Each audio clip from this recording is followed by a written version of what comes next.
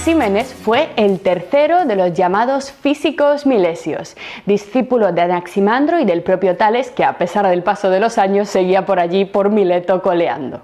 Nuestro tercer físico vivió aproximadamente entre el año 590 y el 500 antes de nuestra era, y acerca de los avatares de su vida la historia tampoco nos ha dejado muchos datos fiables más allá de su ciudad natal y del hecho de que pertenecía a esta nueva tradición filosófica que estamos estudiando.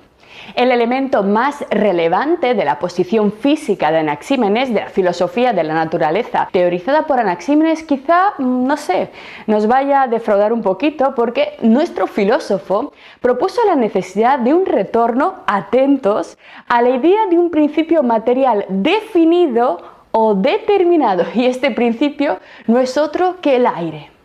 ¿Cómo? ¡Qué pena!, ¿verdad?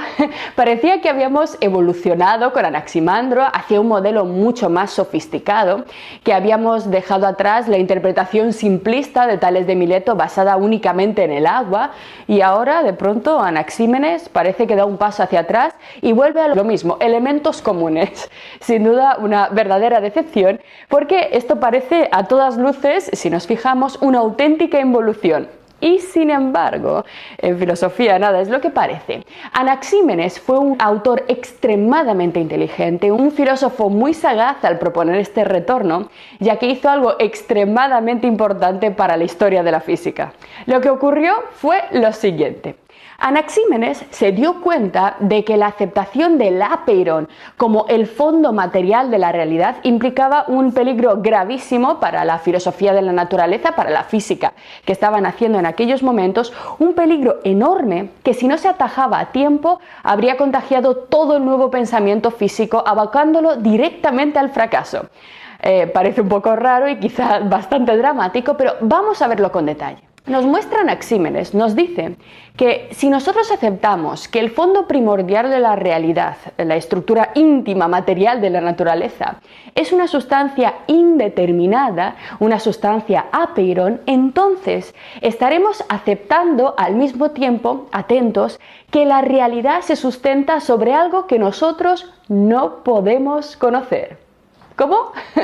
Fijaros, si por un momento analizamos el tipo de cosas, el tipo de estructuras, el tipo de objetos que los seres humanos podemos conocer, las cosas con las que nosotros nos podemos manejar, con las que nos podemos relacionar bien, tanto desde el punto de vista físico como desde el punto de vista mental, descubriremos que el ser humano siempre interactúa, siempre conoce y se relaciona con lo concreto, con lo definido, con lo determinado. Nuestro cerebro no es capaz de manejarse realmente con lo infinito o lo ilimitado.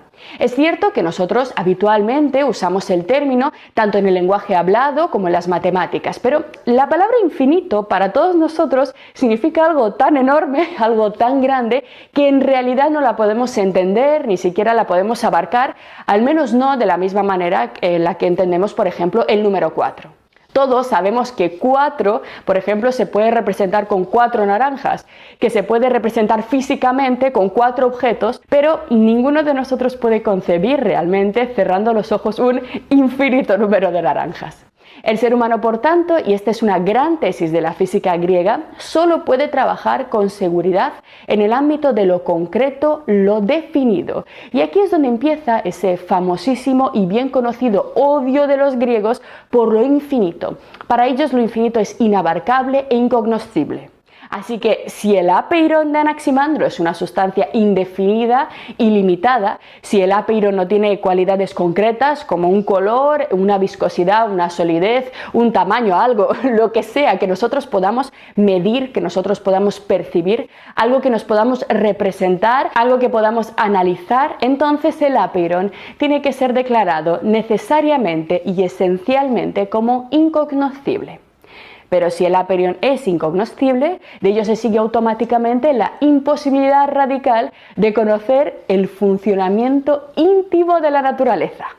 La física, por tanto, señoras y señores, si aceptamos la existencia del apeiron como ciencia, es imposible. Pero, ¿por qué? Fijaros, porque si su base, su objeto principal de estudio es una naturaleza tal que nuestra mente no puede abarcar, que no puede comprender, entonces todas las teorías que nosotros podamos hacer acerca del fondo de la naturaleza, acerca de su estructura íntima, serán simplemente meras conjeturas, palabras vacías, pero no verdadero conocimiento auténtico y preciso. Si el Apeiron es verdaderamente lo que se esconde tras la arquitectura de lo natural, entonces jamás de los jamases podremos conocer lo que sostiene y lo que configura la física. Y si ello es así, la física no es una ciencia, simplemente es una ciencia ridícula, pura poesía, pura casi mitología, que en realidad no sabe absolutamente nada del mundo porque no puede conocerlo. Una idea completamente terrible, ¿verdad? Solo una gran mente como la de Anaxímenes pudo ver tan rápido la aparición de esta fisura, de esta fractura tan importante en el nuevo pensamiento físico-filosófico que se estaba fraguando en Grecia. De ahí, por tanto, que para poder seguir avanzando en la física, para poder mantener de algún modo la esperanza en esta ciencia, en esta disciplina, tendremos que apostar, tenemos que decantarnos necesariamente por la cognoscibilidad del elemento primario que lo sostiene todo. Es decir, Anaxímenes nos muestra que si queremos seguir haciendo física, tenemos que olvidar esa sugerente propuesta del Apeiron, que realmente era muy interesante, seguro que os ha gustado. Sin embargo, tenemos que dejarla atrás y elegir un elemento determinado, un elemento definido, limitado, es decir, un elemento físico que tenga propiedades y cualidades que sean captables por la mente y por los sentidos del ser humano. Necesitamos, por tanto, un nuevo elemento físico y además un elemento mejor que el agua, que sea más eficaz que el agua para explicar la mecánica de la natural, y este elemento, como veremos enseguida con la lectura de nuestros textos, fue, como os acabo de decir, el aire.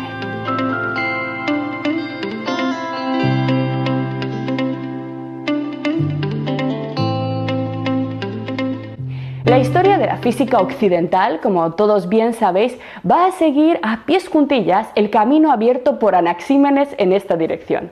Va a albergar siempre nuestra ciencia física en su corazón esa convicción de que la naturaleza en realidad se puede conocer. ¿Por qué? Porque las propiedades naturales son cognoscibles por la mente del hombre. Están de alguna forma hechas a la medida de nuestra mente. Pero si lo pensáis bien, en realidad esta es solo una forma de ver las cosas. Una apuesta que hicieron los griegos basada además en un optimismo antropológico muy importante. Se trata de una visión muy positiva de las capacidades del ser humano que no rigió en todas las épocas de la historia de la humanidad. Por ejemplo, esta actitud de creer que nosotros estamos hechos para entender la naturaleza y que la naturaleza tiene unas estructuras que nosotros podemos comprender, fue una actitud abandonada en la Edad Media, tiempo en el cual reinó un profundo pesimismo epistemológico contrario a la actitud de los griegos. La obra de Dios para los medievales no era captable por la mente humana. El mundo no había sido hecho para que el ser humano lo entendiera y por tanto ni siquiera era tarea del hombre hacer ciencia. El hombre no podía hacer ciencia porque no podía comprender esas cualidades inefables, esas propiedades con las que Dios había articulado el mundo y por tanto literalmente dedicarse a hacer ciencia como la física era una pérdida de tiempo. A lo que debía dedicarse el ser humano es a purificar sus pecados. De ahí, esta es otra explicación de por qué durante la Edad Media no se desarrollaron los estudios físicos. Hay, por tanto, históricos momentos clave para entender nuestra cultura, puntos de inflexión muy importantes en los cuales la humanidad se ha decantado por un camino y ha abandonado otro. Y el de Anaxímenes, es uno de los puntos de inflexión más importantes para el desarrollo de la física. Todas las ciencias, en la medida en que se creen capaces de conocer su objeto de estudio, en la medida en que creen que los científicos que se dedican a ellas pueden conocer algo acerca del mundo, son en gran medida herederas de Anaxímenes. Así, si os fijáis, lo interesante de estudiar a los presocráticos es el poder de contemplar estos nodos, estos puntos de las encrucijadas de nuestra mentalidad, de nuestra historia intelectual y ver cuándo se produjeron y cuándo se tomaron decisiones tan importantes acerca de nuestra cosmovisión occidental que de algún modo hoy en día todos damos como por evidentes, es decir, por naturales. No comprendemos que muchas de las ideas que a nosotros nos parecen ideas comunes en realidad son herencias de apuestas determinadas que se dieron en un momento muy concreto de nuestra historia. En realidad, nada de nuestra forma de ver el mundo es inocente. Desde que nacemos, nuestros mayores nos sumergen en esta herencia que quizá ellos mismos tampoco hayan explorado en detalle, pero que está siempre ahí moldeando nuestra forma de ver y estudiar el mundo. Así que en la medida en que hacemos ciencia física, todos nosotros seguimos siendo griegos y todos nosotros, en la medida en que creemos en que la ciencia pueda aprender algo del mundo, somos herederos de Anaxímenes. En este punto os invito a que nos detengamos un momento para hacer una breve reflexión contemporánea a partir de lo planteado por este interesantísimo tercer filósofo y así comprender un poco más la importancia de este gravísimo problema de la cognoscibilidad, ¿de acuerdo? Es un problema clave que no ha sido abandonado en los debates acerca de la ciencia, que hoy en día sigue como uno de los grandes temas candentes. El mundo sigue girando, los científicos siguen haciendo ciencia, por supuesto, tecnología, pero en el debate filosófico, en el debate epistemológico, sigue abierta la idea de si es posible realmente estudiar la naturaleza. Fijaros, lo que tenemos aquí al lado, es una representación gráfica del increíble fenómeno que los científicos han conseguido reproducir dentro de una de las máquinas más increíbles jamás construidas por el ser humano. Este dibujo representa una colisión entre partículas producida en el interior del Gran Colisionador de Hadrones de Ginebra y detectada por su instrumento llamado Atlas. Estamos, por tanto, ante los resultados obtenidos en el más sofisticado centro de investigación física del planeta, en el que se intentan conocer exactamente las mismas cosas que querían conocer Tales y Anaxímenes, los fundamentos subatómicos de la materia. Si nuestros presocráticos levantaran la cabeza, seguro que se volverían locos y les encantaría poder ir a conocer lo que están haciendo los físicos en el CERN. Es decir, en realidad en Ginebra se está intentando explicar 2500 años después lo mismo que intentaban explicar nuestros presocráticos. Sin embargo, si la física cuántica está bien planteada y sobre todo si las predicciones matemáticas son correctas, ello quiere decir que la estructura íntima de la naturaleza que nosotros estamos estudiando con estas máquinas no vendría a terminar en las partículas subatómicas observadas hasta ahora, sino que ellas, a su vez, parecen no ser la unidad mínima de materia, sino de algún modo estas partículas subatómicas parecen estar hechas por estructuras aún más y más pequeñas. En los años 90 y principios del siglo XXI, una aluvión de detecciones casi ahogó a los científicos en un inmenso alud de datos. Debajo de lo que creíamos que era el límite se abría un universo salvaje y complejo de estructuras materiales cada vez más y más pequeñas. Eran tantas las nuevas partículas y tan raras y diferentes que este caos de nuevos descubrimientos al principio se le llamó el zoo de partículas, pues parecía que iba a haber tantas partículas como, yo qué sé, especies de animales en un zoo.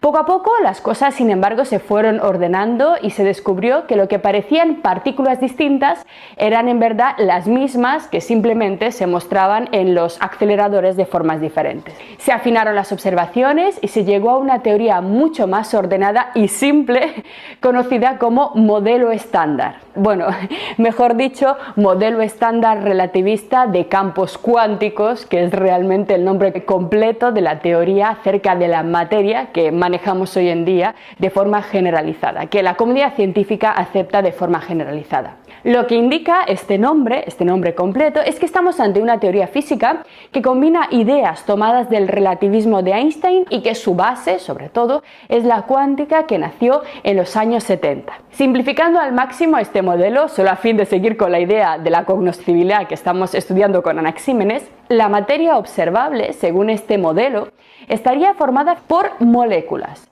A su vez, las moléculas estarían formadas por átomos. Hasta aquí más o menos todos llegamos.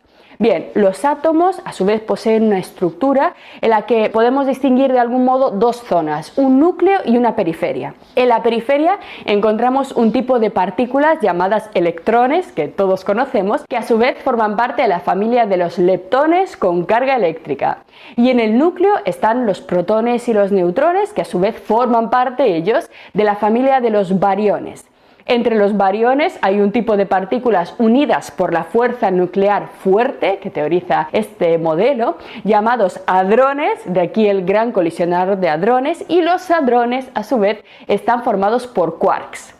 Hasta donde se sabe, hasta donde llegan nuestras máquinas hoy en día, leptones y quarks vendrían a ser las partículas elementales más pequeñas que constituyen la materia. Aún no hemos podido detectar nada por debajo de ellas.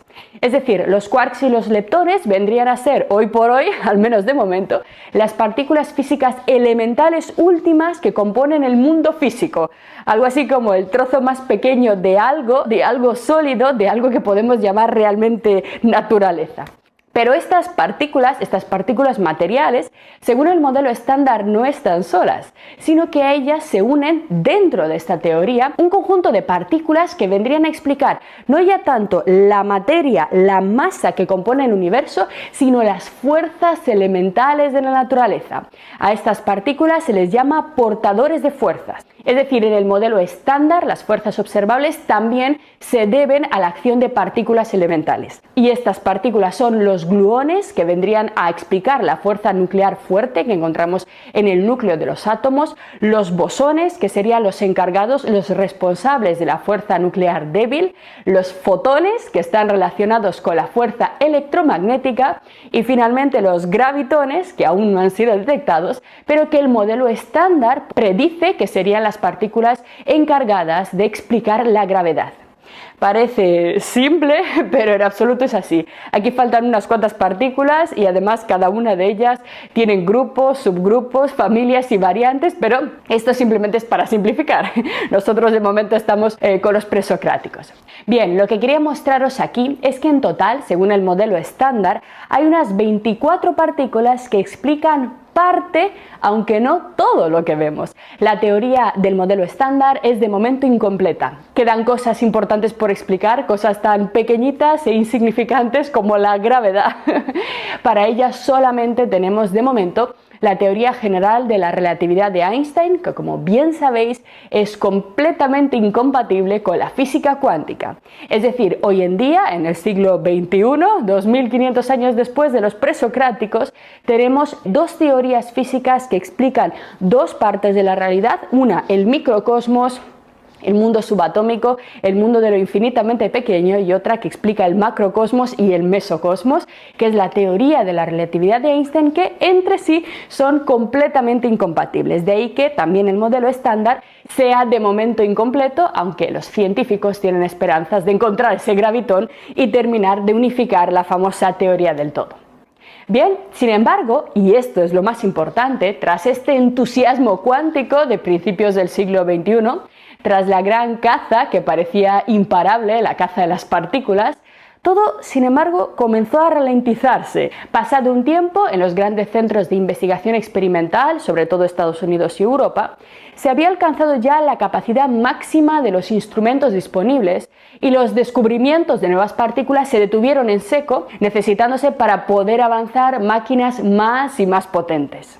Por esto mismo se construyó el LHR, el Gran Colisionador de Hadrones en Ginebra, y por eso también, dado que el colisionador también ha llegado a un límite y ya no arroja nuevos descubrimientos, simplemente redundancias, hoy en día ya hay planes para el diseño de un colisionador el cuádruple de grande y 10 veces más potente que el que tenemos actualmente. El anillo del nuevo colisionador, que estará prácticamente superpuesto sobre el que ya tenemos, llegará a alcanzar 100 kilómetros de longitud. A pesar de todos los esfuerzos desde comienzos del siglo XXI, como os acabo de decir, ya no ha habido grandes descubrimientos físicos más allá del celebérrimo bosón de Higgs que todos hemos leído en la prensa. Ello, sin embargo, ha hecho que muchos físicos y muchos epistemólogos, incluso algunos de los más renombrados colaboradores que trabajan en el propio CERN, algunos de los más importantes físicos, hayan publicado interesantes artículos, interesantes trabajos, interesantes reflexiones, señalando, atentos, que nuestra ciencia, la física, cuyo nacimiento estamos intentando estudiar en este curso desde los presocráticos, quizá esté llegando a su final. A esta situación se la suele llamar escenario de pesadilla o nightmare escenario del gran colisionador. ¿Pero por qué? ¿Cómo es que la física esté llegando a su final? Porque según señalan todos estos físicos, estos grandes científicos, podría llegar muy pronto un momento, si es cierto que la estructura íntima de la naturaleza descansa sobre entidades cada vez más pequeñas, en el que no podremos construir ya máquinas lo suficientemente potentes para poder detectarlas. Da igual lo que hagamos, ya no podremos construir detectores lo suficientemente sensibles para poder observar el mundo subatómico cada vez más y más pequeño. Habría un momento, por tanto, en el que no podríamos hacer nada si es que, como os acabo de decir, esta escala subatómica sigue descendiendo, sigue haciéndose cada vez más pequeña. Existe sin duda, por tanto, un límite máximo para la observación humana, para la experimentación, de tal modo que la física podría llegar a un punto, y algunos grandes pensadores sostienen que estamos muy cerca de ese punto, en el que deba declarar abiertamente que es una ciencia incapaz de explicar y conocer la naturaleza. Que la física un día llegue a un momento en que deba declarar que la naturaleza, su objeto, aquello que ella viene estudiando desde los presocráticos, es incognoscible, porque no la podemos observar, porque no la podemos estudiar ya experimentalmente, porque ya no la podemos ver. Quedaríamos en ese momento solamente en manos de las matemáticas, pero las matemáticas, como bien sabéis, necesitan siempre de un apoyo empírico para que sus conclusiones sean aceptadas. Decenas de miles de veces las matemáticas nos han mostrado caminos inconsistentes, como ha sido el caso de la famosa teoría de cuerdas, que era una teoría alternativa a la cuántica que pretendía explicar la estructura de la materia. ¿Cuál fue el problema de la teoría de cuerdas? Inicialmente no tenía un aparato matemático lo suficientemente sólido, pero con el paso del tiempo se fue refinando, se fueron solucionando los problemas. Pero una vez arreglado este andamiaje matemático más o menos, quedaba un problema gravísimo, y es que las estructuras, las supercuerdas, estas cuerdas de las que habla la teoría, son infinitamente pequeñas. De ningún modo jamás el ser humano podría llegar a medirlas, por lo tanto fue descartada. Necesariamente las predicciones matemáticas tienen que ser contrastadas con la experiencia. Si a las predicciones y cálculos matemáticos no les podemos unir la observación empírica que los confirma, las matemáticas por sí solas no valen nada. Pues ya lo dijo Goya, los sueños de la razón pueden engendrar monstruos. Es decir, los modelos matemáticos pueden dibujarnos, diseñar mundos infinitos, pero de ahí que realmente la naturaleza responda a esos modelos es algo que necesariamente, al menos hasta ahora, siendo como somos seres humanos, necesitamos confirmar empíricamente. Sin una mano en la realidad, los mundos matemáticos teóricos pueden ser absolutamente fantasiosos y quizá no corresponderse en nada a lo que nosotros vemos. Por tanto, fijaros, este es el mismo grandísimo problema de la cognoscibilidad que también vio Anaxímenes. Puede llegar un punto en el que los físicos declaren incognoscible para el ser humano el fondo de la realidad. Es decir, que la estructura última sería para nosotros algo así como apeiron, ¿de acuerdo? Indeterminada, inalcanzable, indefinida, no podríamos conocerla. Anaxímenes se preguntará, ¿estamos los seres humanos realmente dotados de las herramientas correctas y suficientes para entender lo natural? Surge aquí, por supuesto, la gran primera pregunta filosófica que nos hace sentir ya un escalofrío y que empecemos a temblar. Se trata de una pregunta que sin duda habla de la realidad y de nuestra mente y de la relación que puede haber, correcta o no, entre ambas. Curiosamente, acabamos de iniciar la construcción de una ciencia, acabamos de conocer los principios de la física que pretendía describir el mundo natural y ya a los 5 minutos con estos filósofos locos ya aparece la pregunta, ¿y si la naturaleza no se puede conocer? Acaban de crear una ciencia y ya están poniendo en duda las bases y la posibilidad misma de que esa ciencia exista, pero debéis ir acostumbrándoos a esto porque esto es hacer filosofía. Esto es lo que hacen los filósofos. A cada paso avanzan, sí, evidentemente, pero planteando siempre preguntas demoledoras, preguntas clave, como os decía al principio, preguntas que incluso pueden destruir todo el trabajo que hemos hecho en decenas, cientos o incluso miles de años, como es el caso. Lo que acabas de ver es solo un pequeño fragmento de nuestro curso. Si quieres disfrutarlo en su totalidad y descubrir muchos otros cursos, también de historia de la ciencia y de historia del arte, visita nuestra web anaminecam.com. Y recuerda, este proyecto solo es posible gracias a nuestro programa de microfinanciación. Si quieres apoyarnos, conviértete en uno de nuestros micromecenas en Patreon. Desde solo 1 euro al mes nos ayudarás activamente a seguir difundiendo la cultura. Gracias.